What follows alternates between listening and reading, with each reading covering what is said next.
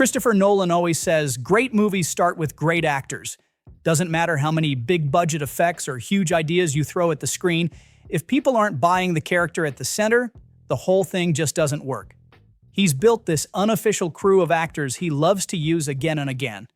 But there are plenty more he's mentioned in interviews as actors he genuinely admires. And the cool thing is, it's not always the most obvious people you'd expect.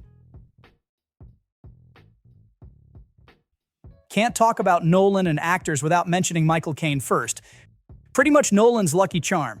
Caine's been in 8 Nolan films, from Batman Begins all the way to Tenet, basically every big movie Nolan's made. Nolan says Michael comes in and reads the lines. He doesn't improvise, he doesn't add bits, and yet he somehow makes it better than it was on the page. It's like magic. He elevates everything. On Caine's side, he always says Nolan reminds him of the classic directors he grew up with. Clear, decisive, doesn't waste time. He knows exactly what he wants, and if you give it to him, he moves on. He doesn't fuss. Funny story about how they met. Caine says he was just chilling at home one Sunday morning. The doorbell rings, he opens it, and there's Nolan standing there with a script. Nolan had only made 3 smaller films at that point, so Caine figures it'll be another indie-type thing. But Nolan says nope, he's actually making a big-budget Batman movie and wants Caine to play Alfred. Totally threw Caine off at first, but once Nolan explained his take, Caine signed on immediately. And from that point, he's basically been Nolan's good luck charm. Back in 2002, Nolan did the remake of the Norwegian film Insomnia and cast Al Pacino in the lead alongside Robin Williams and Hilary Swank. Nolan's a huge Pacino fan, loves his classic performances, and was honestly intimidated when they first met. Nolan told the BBC it was pretty terrifying going to meet Pacino, who he'd idolized for years, but Pacino instantly put him at ease. He's very aware of all the baggage he carries. He's aware that somebody like me coming into the room for the first time is terrified of him, so he immediately puts you at ease. On set, Nolan says Pacino's incredibly aware of everything happening, the camera position, the lens, the lighting, but somehow never lets that awareness show up in his acting. It's magical, Nolan said. I honestly have no idea how he does it.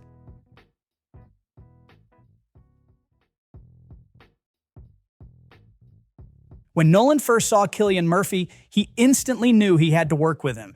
He first noticed Murphy from a single press photo for 28 days later. Shaved head, intense eyes, just immediately grabbed Nolan's attention. When they finally met, it was under the idea that Murphy would audition for Batman, but both knew pretty quick he wasn't right for that part. Murphy himself even said it made total sense that Christian Bale got the Batman role instead. But Nolan cleverly used Murphy's Batman screen test footage to convince the studio to cast him as the villain Scarecrow. It was risky. Previous Batman villains had all been huge stars like Nicholson or Schwarzenegger. But Nolan made it happen purely off Murphy's talent. Nolan called Murphy one of the greatest actors of his generation, and even compared him to Al Pacino, saying both have this incredible skill at knowing exactly how their performances will look on camera. They've done 6 movies together so far, half of Nolan's entire filmography. Pretty wild when you think about it.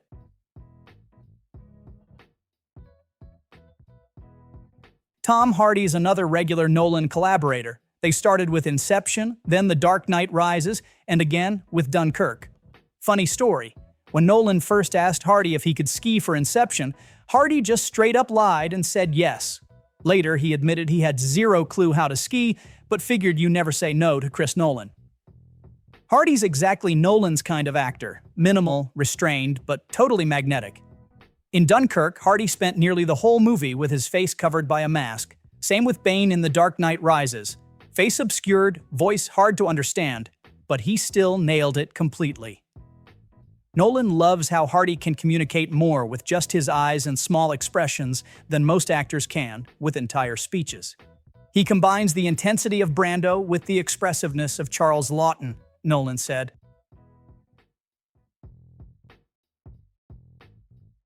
Nolan first met Christian Bale when Bale was filming The Machinist, super skinny, totally committed, and obviously not at all physically ready for Batman. But Nolan instantly knew Bale had the intensity and commitment he needed for his realistic take on Batman.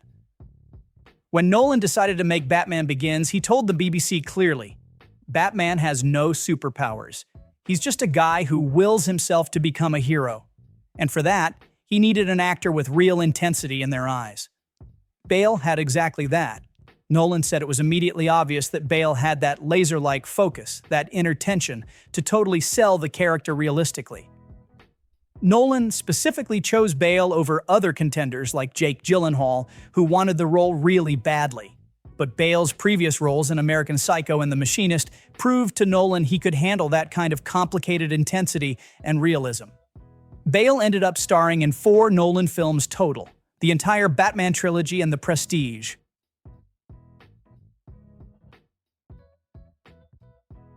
Nolan's known for working with big actors, but surprisingly, he's never done a film with Daniel Day-Lewis. Still, Nolan keeps mentioning him as basically the best actor of his generation. In one interview, Nolan specifically pointed out There Will Be Blood, calling Day-Lewis's performance a landmark moment in cinema. It's not hard to see why Nolan likes him. The guy is famous for disappearing completely into roles, obsessively dedicated, taking acting to extremes. It honestly feels like a perfect match. Both Nolan and Day-Lewis are known for being super meticulous, kind of private, basically 2 perfectionists. They haven't collaborated yet, but honestly, it seems weird that it hasn't happened already. Nolan's a huge James Bond fan, that's no secret. But when he talks about his favorite Bond actor, it's never Sean Connery, Roger Moore, or even Daniel Craig. It's Timothy Dalton. Nolan has specifically said Dalton's Bond is the closest anyone's come to the character from the books, which, coming from Nolan, makes total sense. Nolan even openly said that Dalton's Bond movies, The Living Daylights and License to Kill, influenced his take on Batman. And he's admitted openly that Inception was basically his personal Bond movie. But here's the interesting part. The main reason Dalton didn't become more popular was mostly bad timing. Pierce Brosnan was supposed to get the role earlier, but NBC screwed him over, forced him back for another year of Remington Steele, and Dalton stepped in last minute. Because of that, fans back then unfairly kept comparing Dalton to Brosnan. Nolan, though, clearly loves Dalton's tougher, colder Bond, exactly the kind of complicated hero he's always making movies about. Nolan's love for old Hollywood isn't a secret. And when it comes to classic actors, he seems to have a particular soft spot for James Stewart.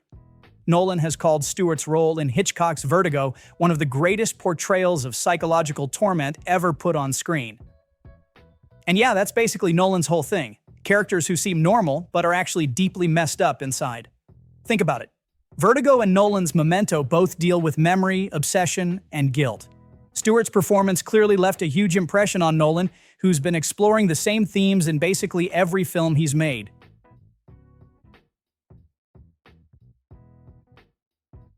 Brando was a totally different kind of actor than Nolan usually works with, way more explosive and unpredictable.